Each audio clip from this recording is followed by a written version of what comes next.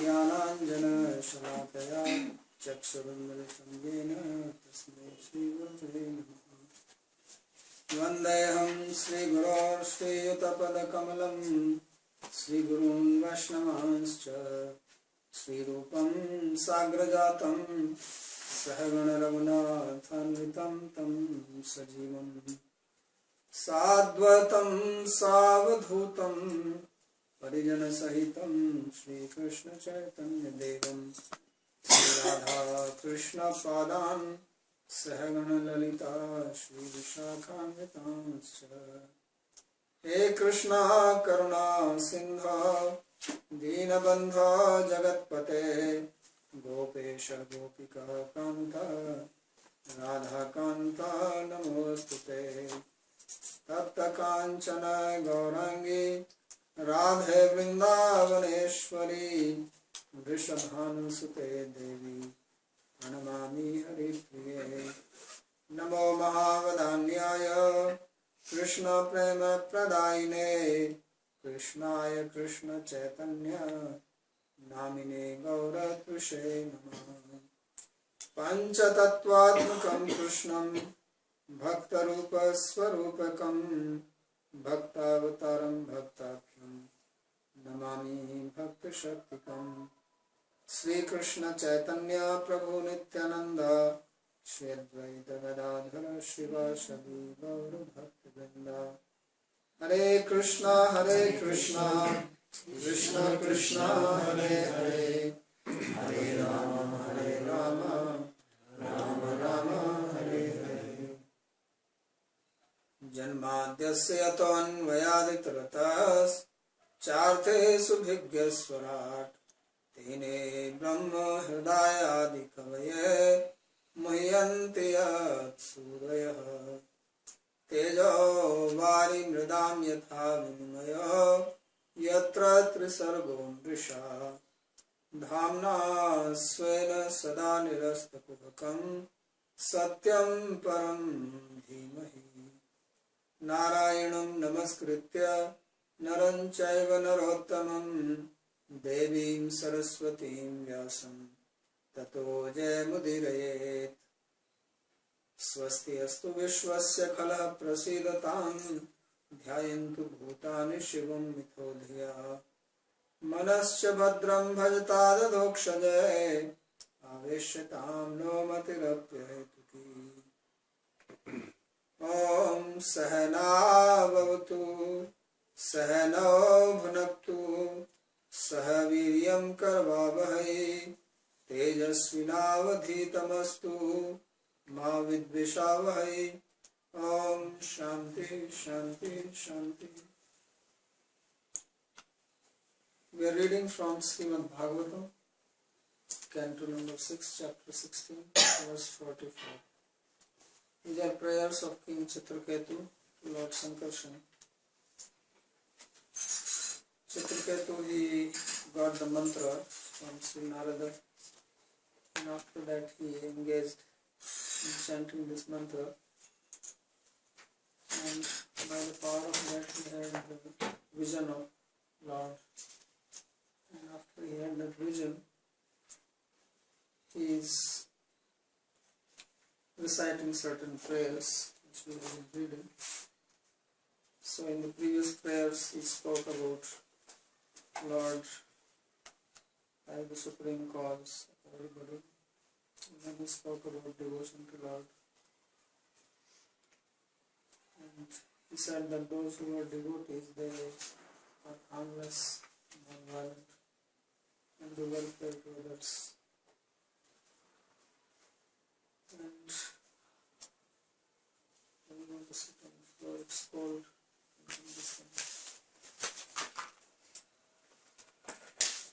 So now he speaks about the power of name. And this is one of the very important topics which comes here in Bhagavatam many times. In the beginning of this canto we read the story of Ajamila, how just by chanting the name of the Lord he became free from suffering and all the sinful activities which he has performed in his life. So this is something which is difficult to believe unless one has an experience of it. Because usually we think that to counteract something wrong, you must have to do something equally powerful. And just chanting the name seems so simple. So how can actually it have such a great effect? So therefore, difficult to have faith. So now he says in this verse, therefore, nahi bhagwan na ghatitam vidam tad darshanam janam akila papakshaya yan nama sakrit shaunat pulkasopi vimuchyate samsara.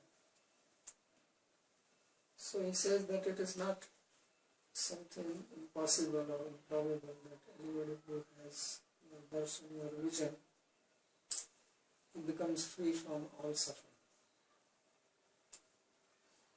Because why is there suffering? Suffering is because of ignorance. And what is the ignorance? Nobody is ignorant. Everybody is not ignorant. Yes. You are ignorant. Nobody likes to think I am ignorant. Especially now in this age of internet. You have everything in your hands. You can Google anything. And you get million pages. So nobody is ignorant now, yet we all suffer. So whether one is ignorant or not, it depends on whether one is experiencing grief or not. Because grief, sadness, depression, these are direct outcome of ignorance. So it does not matter how knowledgeable a person is. If one feels sad or depressed or aggrieved, then one has ignorance. You test. When you go to a doctor and you test, sometimes we don't even know that we have disease. You go and you make a test, you do some blood test or some MRI or CT scan. Right? And it's what is called CAT scan. Right? You know CAT?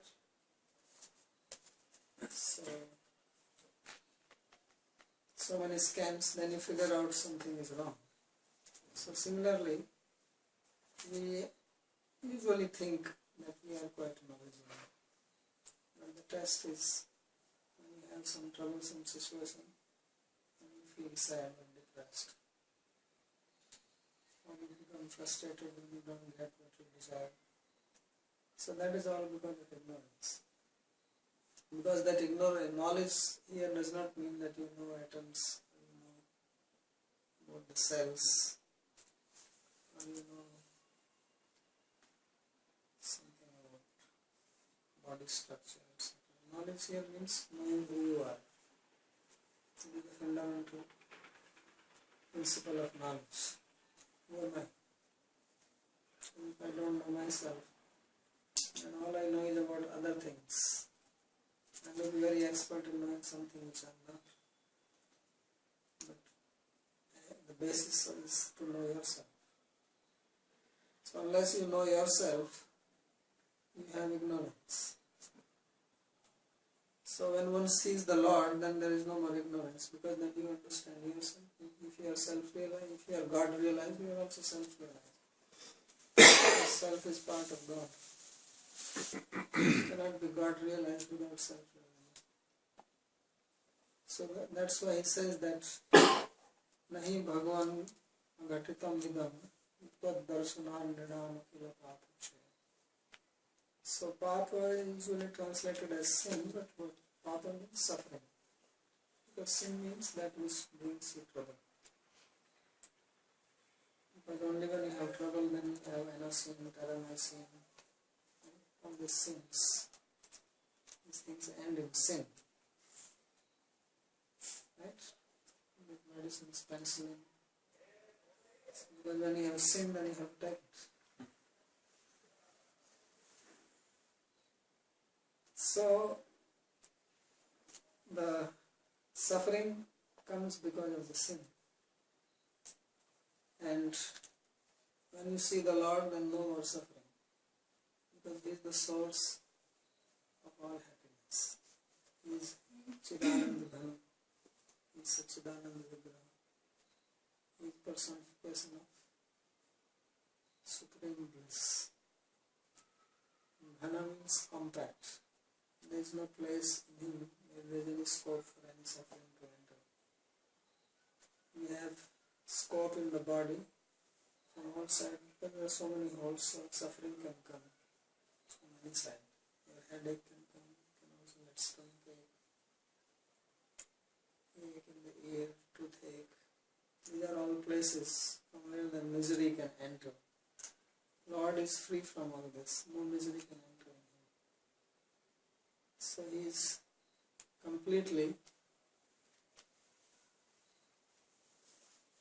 free from all the suffering. So He says that what to speak of seeing you, even just by hearing your name, Yannam Sakrit Shravanat Pulkashopi Vimuchyate Samsarat.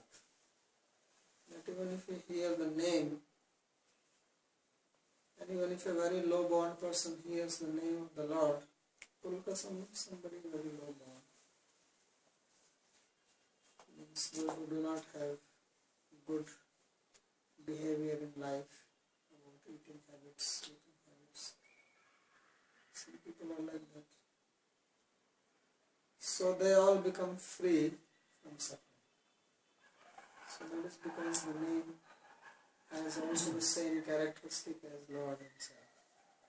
There is no difference between the name of the Lord and the Lord Himself, because Lord is free from all duality. So what is available by seeing the Lord is also available by hearing or chanting His name. So therefore He says that it is not an impossible thing if one sees you directly. Niskam dharmasya maya eva sakshat phalam labdham ityaha nahi. So in the previous verse he spoke about Niskam dharma, Sakam dharma. Those people who engage in their duties without any material motive. So he said that I am the proof myself that I have seen the result. Because proof of somebody is right or wrong, that it should give the result. If you take a medicine and it says that it will cure the disease, then when you take that, it should cure. The medicine actually has the power in it. Otherwise, it does not have the potency. So he says that I have myself seen the effect, because he was given the mantra by Sri Narada. He chanted it, and he chanted it not for any material gain. He was a king, and he had all the opulence. He has experience of it, and he was not happy. He was completely sad. That's why Narada came and instructed him.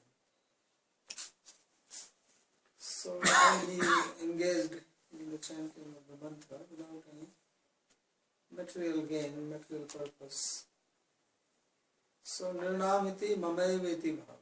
So when he said that human beings, they become free from all suffering when they see you, so the commentator is saying that when he says human being, he actually means he himself, because he has that experience. So therefore it says Mamaya, that I have become free from all suffering. Just before that, he was completely sad. He was crying like just an ordinary fellow. Papakshasya kavarta mokshopi bhavati itya. And what to speak that one becomes free from sin or suffering, but one actually becomes liberated. Liberated means that one will never suffer. Because in our life sometimes we also feel that we are not suffering. There are certain moments which come that we are feeling some happiness, but does not last very long. After some time, some other situation comes and then we are in trouble. So moksha means that end to all troubles eternally. No more problem. So that is the outcome. Everybody is looking for this. Everybody wants that I don't suffer. I remain happy in my life. But it does not happen to anybody. There is nobody here in this world who does not suffer. Mostly we think that rich people don't suffer, therefore we all want to become rich. But rich people also suffer. Because suffering comes to your body, then doesn't care. If somebody has to get headache or stomach ache, it doesn't think, well, he's a rich guy, I should not give him headache, or headache should not happen to rich people. They can also have. Rich people can also feel sad if they lose their property, relatives. So everybody suffers unless one is situated in knowledge of the Lord. Unless we understand ourselves, our relationship with the Lord, and we have experience of it, we continue to suffer different situations in our life. It's unavoidable, because as long as ignorance is there, there will be suffering. It's like when darkness is there, then there is fear. Suddenly everything becomes dark, then some fear, some anxiety comes. Especially if you are alone, then you don't know what can happen to you. You are alone in the street, and it's so pitch dark, and there is fear. So just as darkness brings fear, anxiety, and confusion, what to do, in the same way ignorance is like darkness. It doesn't bring clarity of thought, it brings fear. So as long as that ignorance is there, we continue to have fear, we continue to have anxiety, some confusion, dilemma, doubts. So these are all forms of suffering. But when one is situated in light, that fear goes away. So knowledge is like that. And Lord is the personification of that knowledge, that light. So when one has realization of Lord, then there is no fear. So that's why it says that Papas Trasya Varta Moksha Bhakti. And once you realize the Lord, then there is no possibility of ignorance coming again. That is the greatness, that once you have, when you have material knowledge, you can lose it. You can learn certain field of knowledge, certain craft, some technique, something, and you can forget it after some time. You can learn a language, if you don't practice it, you can forget even your own mother tongue. So all material knowledge you can forget. But once you realize the spiritual knowledge, you don't forget. Nehavlikam nashosti pratyayana vidhati. Salpamurtyasya dharmasya prayata nihato bhayat. So there is no loss, there is no diminution or any side effect, unwanted side effect. So that's spiritual. It's spiritual means it is permanent. Once you have it, so that's why I say that moksha, that's what moksha signifies. Yannamna ekasya. So if you can chant the name once, kimut bahunam, what if you chant it many times? he's talking about the effect of one name. And Sakrideva, and first saying chanting one name, and what to speak of chanting many names, and chanting once, and then what to speak if you chant it many times. And Shravanadeva, and even hearing it has the effect. What if you say it yourself? And Pulkasako api kimutam, and even a Pulkasa, a low-born person, not if you are born in a good family. Samsaradeva kimutam, it relieves you from bondage. What to speak of in small sense. Sadhana arambha eva darshanamati bhava. So, at the very beginning of your practice, you have this realization. Practice it properly. If you understand it properly and practice it from the very beginning, you can feel the effect. So that is the greatness of this name of chanting of the mantra. Swat Bhagavan Vayamadhuna Tvadavloka Parimrishta Ashayamala Sura Rishina Yaduditam Tavekena Katamanyatha Bhavati. So now he is speaking about himself. He says, now I have become completely pure in my heart. By seeing you, after having seen you, there is no more impurity in my heart. Impurity means desires. Desires, material desires, desires for material objects, material positions, material relations. These are what put us in trouble. So after one has seen the Lord, then that desire is not there anymore. So that one says that now my heart is pure. But anything material is temporary. You have it now, it can go away any time. It's like he had his son. When the son was there, he was very happy. Then the step brothers, the other queens, they poisoned the son, he died. Then he was very sad. So this is material.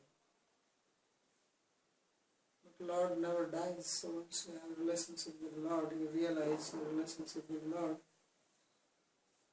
you never lose it. All other relations, they are temporary. So therefore it says, Tadavaloka parimbrishta ashaya mala. All the impurities, the malas, they are removed. It's like when it becomes stable. So all toxins of the bodies go out. But they are only going out from the body, not from the heart. So this cleans, this is the pariskarma of the heart. And once you do it, you don't need to do it again. Pariskarma, you have to do it again. When you eat something wrong, again toxin is created. Again pariskarma. So here, once. That's it. So it says, Sura Rishina Yaduditam Tavakena Katamanyatha. It says that the great sage Narada, he taught me and he has told me. And what he told me, how can that be wrong? Because Narada has told that you chant this mantra and you meet the Lord. So it said it had happened. So that is of course the greatness of a person like Narada. What he says comes true. So I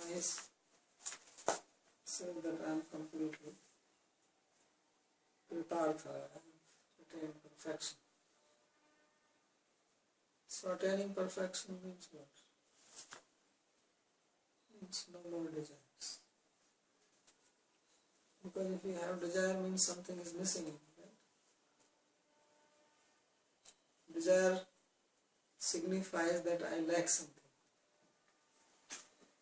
Except the desire is to serve God.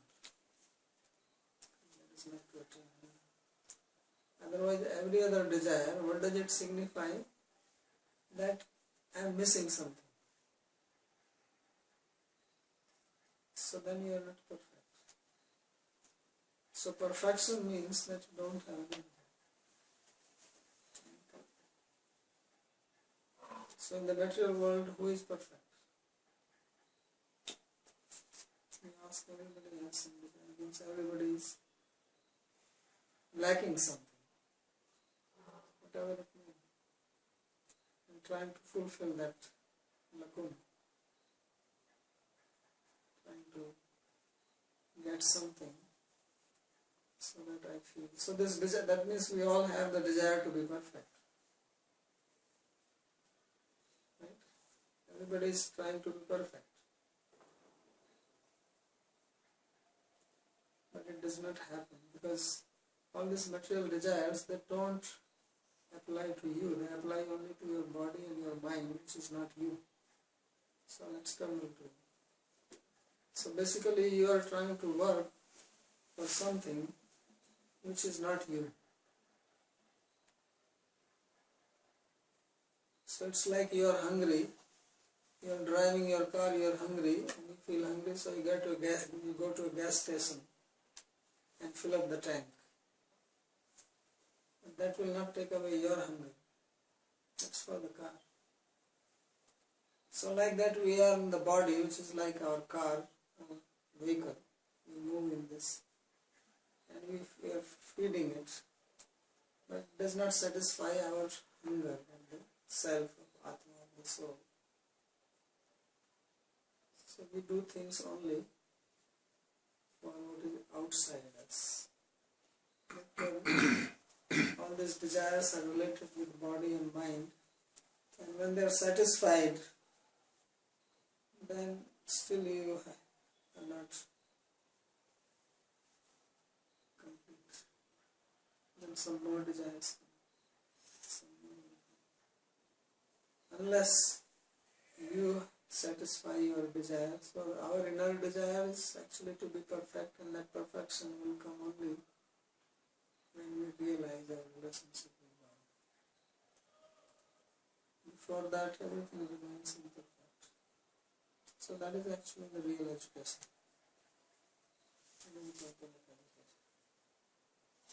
All other education is only for the body, for the car. You can design car nicely, you can take care of car nicely, you can wash it. So there are car laboratories, you can take it there. But that's not you. If you have a headache, then by washing the car it will not go away. So all this education which is given in the school and colleges, it's not bringing happiness to people. It may have improved the lifestyle, but not the happiness level. The level of happiness has not improved. People can say that we live more comfortably now. We have more food. We wear better clothes. So our rooms are better heated. But the level of happiness is not there because people who are wearing nice dress and good rooms, who live houses, comfortable, beautiful, fancy cars, they are sad.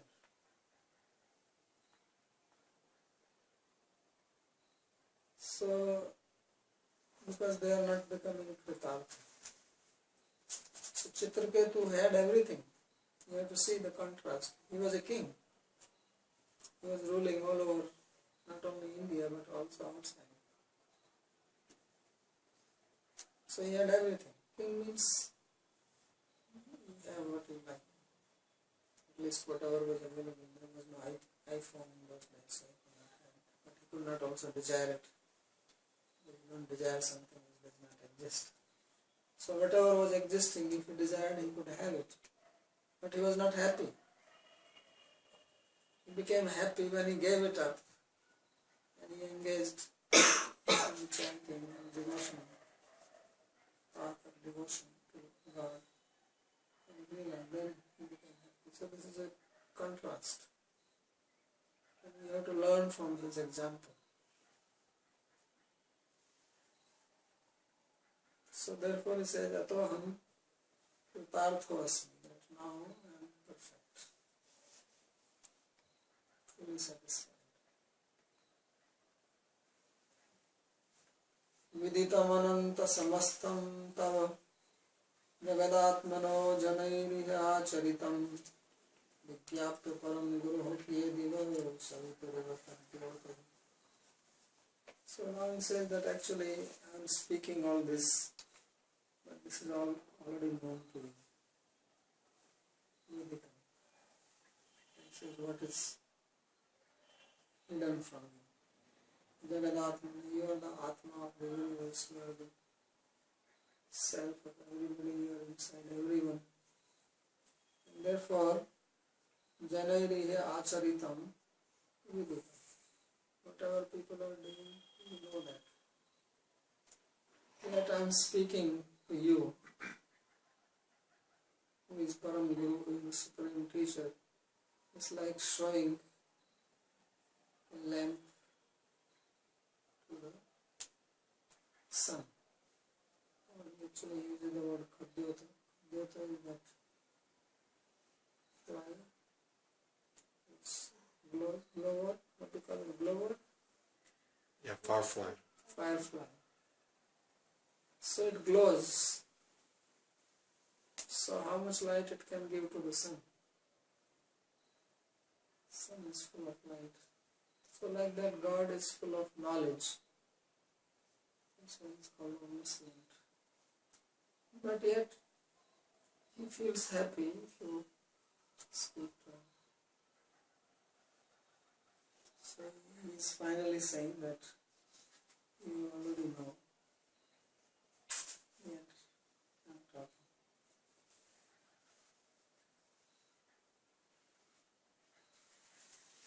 So he says, Vishayandhopiham Svabhaktam Preshya Sansar Kupadhritya Swachanantikam Vanita Ityadikim Vigyapana.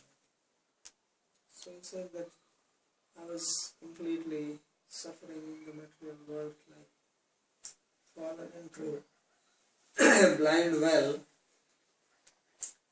and you sent your devotee Sri Narada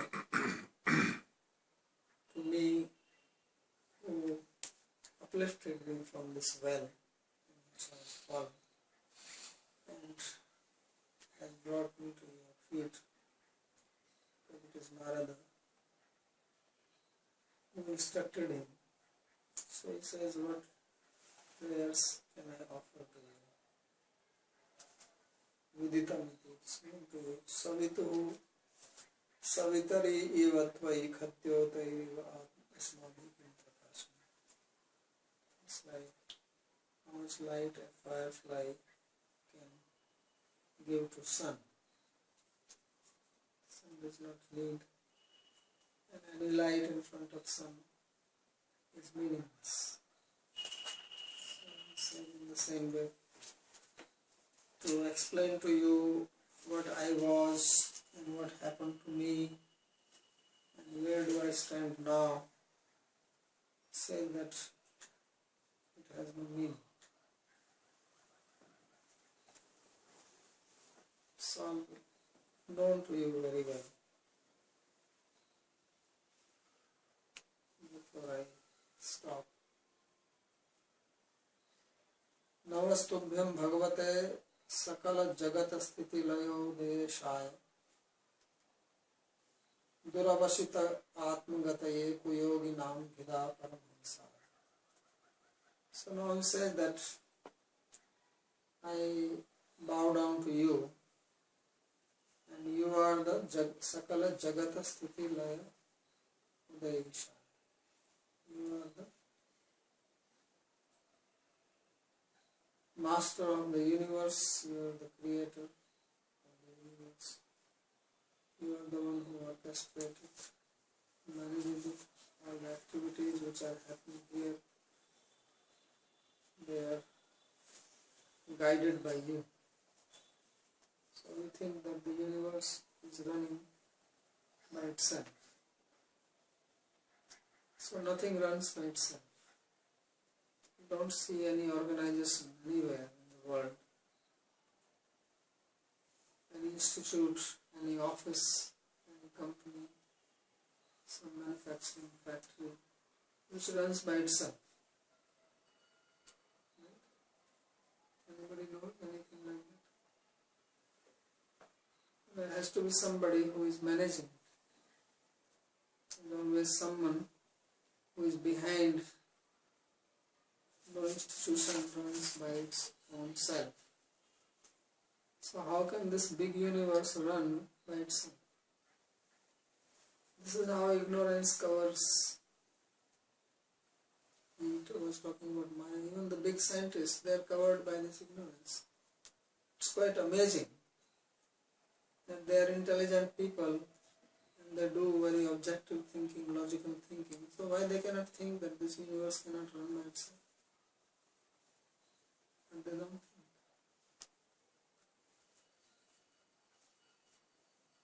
Because God is a very amazing person. If you don't want to know Him, then He gives you intelligence in such a way that you won't bother to know Him. You will try to know everything else except Him and feel happy about it. You will feel great that I know so much, or I have known now more and more things. So He creates.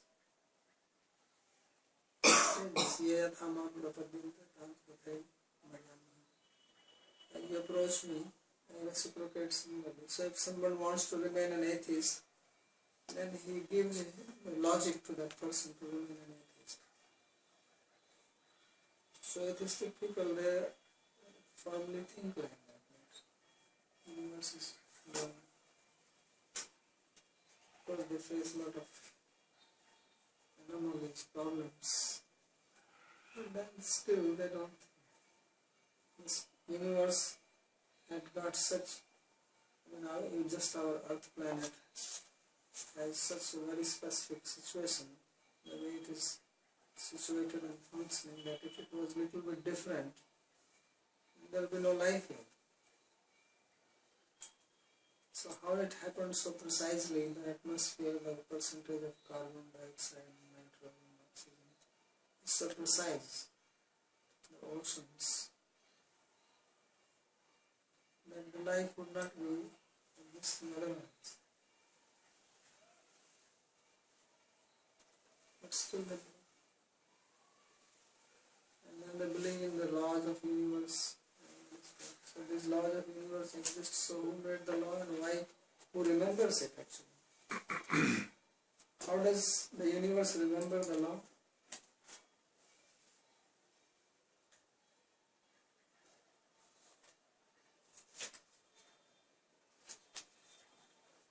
How does it remember that it has to follow this? And why it cannot change? So, no satisfactory answer for this. So, the satisfactory answer is that there is somebody behind it. It says, Navastubhyam Bhagavate Sakala Jagat Sthiti Laya Udaya Ishaya. There is Bhagavan, there is Supreme Person who is behind it, and I bow down to Him. He is the personality. So Duravasita Atmagataye Kuyoginam. So those who are Kuyogis, there are yogis and Kuyogis. So yogis means who are following the path of spirituality, spiritualists and non-spiritualists. So those who are non-spiritualists, say they cannot understand. Duravasita Atmanati Yoginam Hida Paramhansaya. So why? Because they try to understand you as separate from themselves. They think that they have a separate existence. They don't acknowledge their existence with you. So therefore he says that they are unable to get you or understand you because their minds are occupied with matter. So that is the meaning of Hida. Ultimately there is only God who exists in this form of the universe is existing. So Sarvam Khalu Idam Brahma, but they do not see it that way. They try to study the world as an object, separate from all subjectivity. But the reality is that nothing is objective. Reality is just the opposite. They try to make everything as an object and study objectively, but everything is subjective. So the spirituality is saying that everything is subjective. Sarvam Khalu Idam Brahma. All this is Supreme Brahman. Vasudeva Sarvamiti. All this is Vasudeva, God Himself. He is the Supreme Subject. And science says just the opposite, that it is just a number. So they are two opposite poles. So that is the meaning of Hida, distinction. They try to make it separate. But nothing is separate from them. And therefore nothing is purely subjective, objective. Everything is rooted in subjectivity. And that's why now science is having a problem. They're beginning to realize this fact that nothing can be objective. So it says Duravasita Atmagati Yoginam. Such people, they cannot understand.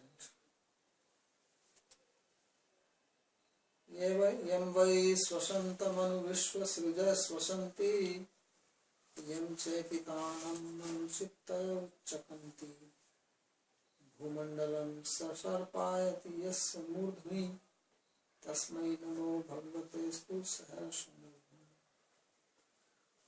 So now he is explaining that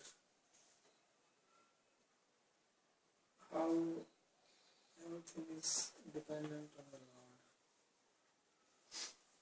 So he said that everything breathes after his breath. Because the Lord is breathing, therefore we breathe. If he stops his breath, we will suffocate.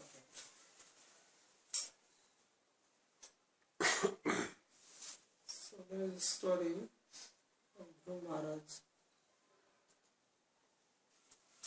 So we read that already. He was meditating and he was doing pranayam. And then he was increasing the time duration to hold his breath.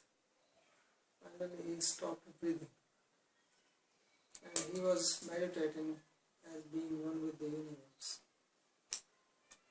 Because he was identifying himself with the universe. When he stopped breathing, everybody felt suffocated. So what to speak of God if he stops breathing? So yasya bhasa sarvam yameva bhantamanu bhanti sarvam yasya bhasa sarvam vidam vidhati. Everything shines because of the light of the Lord.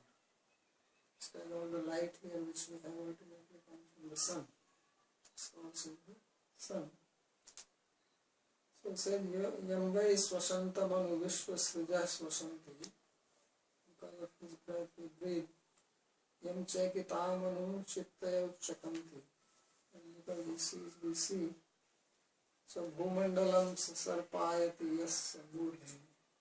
Tasmai Namo Bhagavate Astu Sahasrama. So in this Puranic language, there is a description that this Bhumandala is kept on the head of Anantashesha, which is in the form of a big snake. So the idea is that he is the support of it. Because everything material needs some support. It cannot exist by itself. It has to be supported.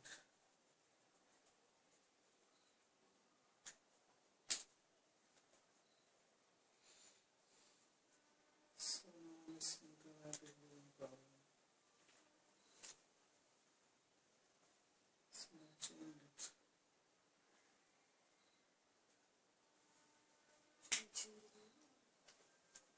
I don't know, it's already broke 3-4 times.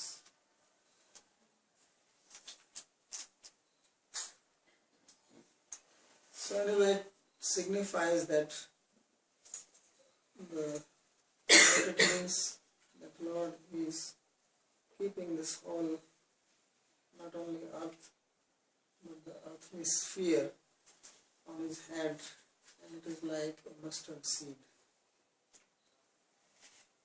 Means he doesn't feel any burden for it. Not like Atlas who holds it, but he is struggling with it. So he holds without any effort. That's the Bhumandalam.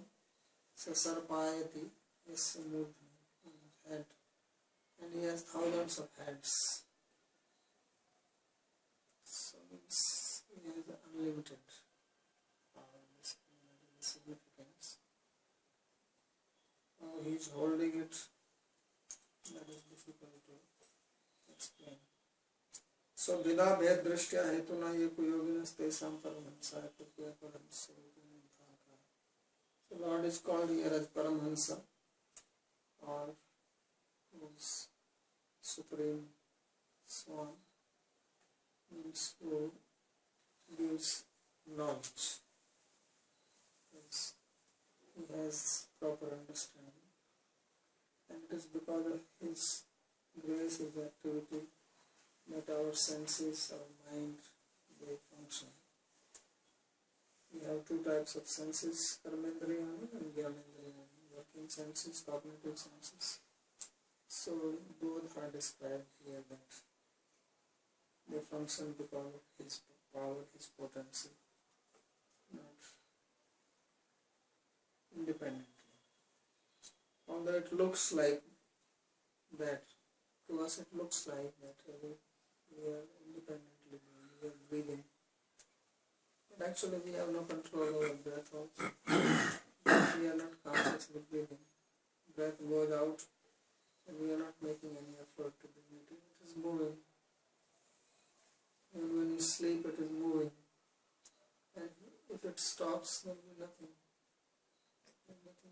But these days they have what they call ventilator. They put you on the ventilator and make you breathe. But that cannot bring life back into you. So even breathing is not in our control.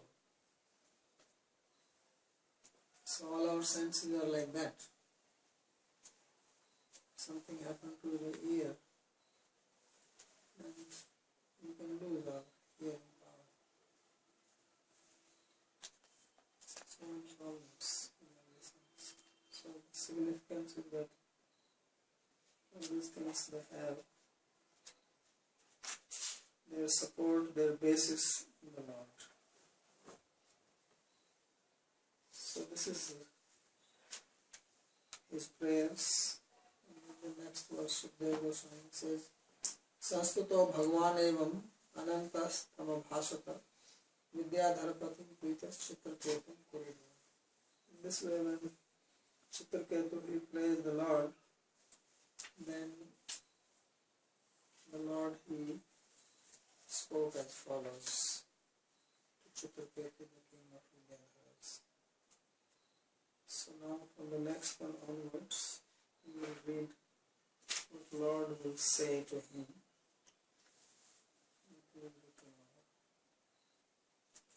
So, question or comment? So, desires.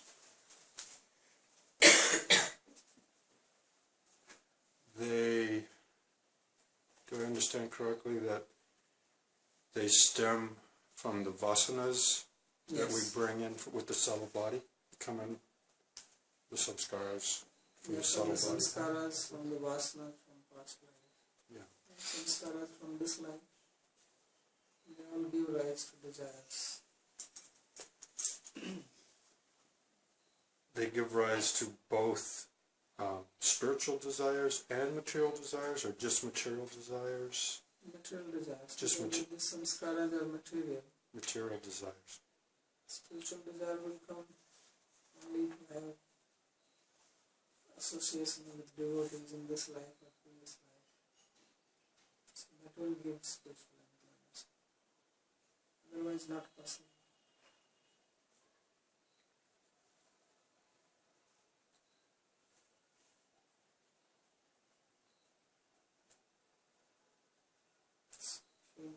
Have sadhu sangha, association, and you hear, then you can get spiritual.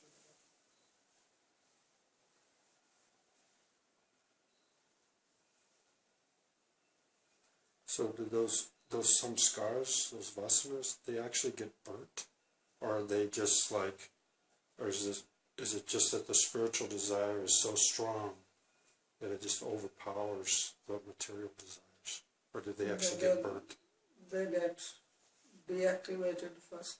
Yeah. First they will, as you practice, they become weaker and weaker, then they get deactivated, then they get fried. So means they cannot give rise to desires anymore. They lose their potency. It's like if you fry a seed, it loses its potency to sprout. Yeah. So that's what happens to them.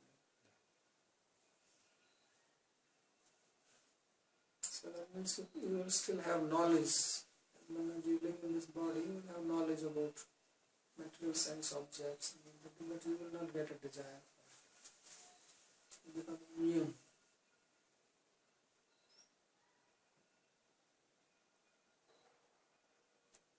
But it's slowly, and you practice without feeding that desire,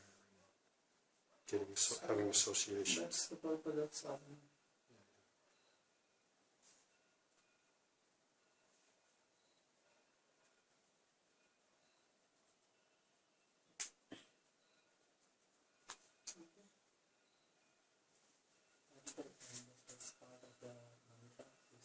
Yes, the first part of the mantra, which you said, Yasya Bhasa Sarvamidam Bhati. Veda Bhantam Anubhati Sarvam. Bhantam Anubhati Sarvam. Yasya Bhasa Sarvamidam. It's from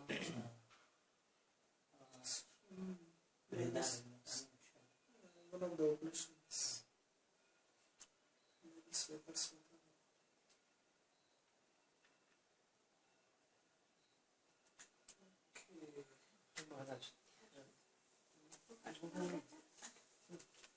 So the potency of the mantra is when it is given by the Guru. Right. If it's not given, there is no any potency there. Some potency is there.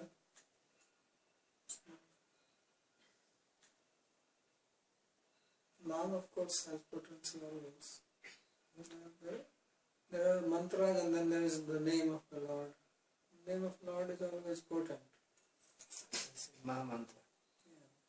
But even that, certain rules have to be followed. Yeah, I was about to say, I guess I had an experience of enlightenment